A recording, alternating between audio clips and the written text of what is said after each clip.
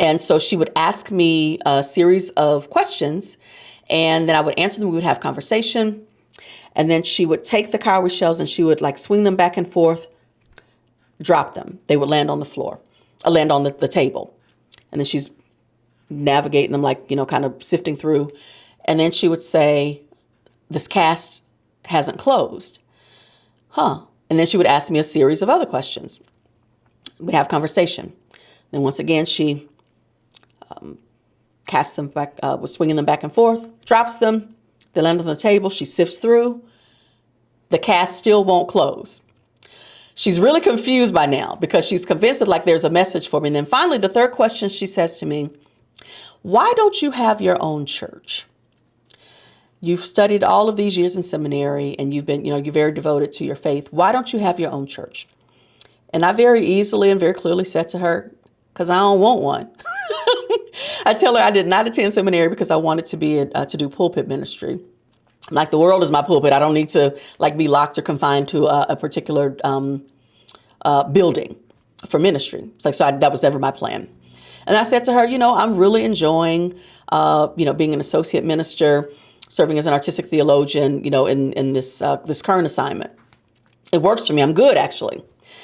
And then she starts to laugh and she says, okay, here is the message for you.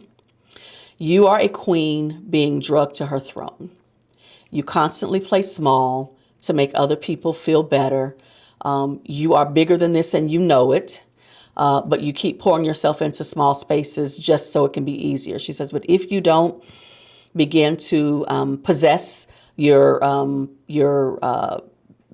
land that you have been given, if you don't do ultimately what you've been called to do, what you were born to do, you could bring sickness on yourself. She said, so stop playing small. And by now, I'm like crying. I'm really like this particular message is landing. And so then she takes the cowrie shells, swings them back and forth, drops them on the table. The cast closed. That was the message for me. Stop playing small. I love that metaphor, queen being drugged to her throne.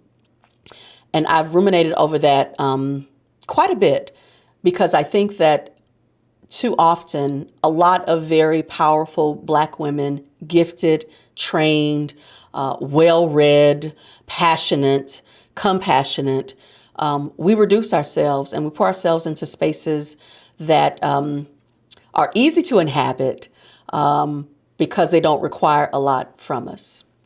So ever since I had that reading with her, I spent that time, with this sister, I have been very, very careful to not play small and to, as she said, reign, queen,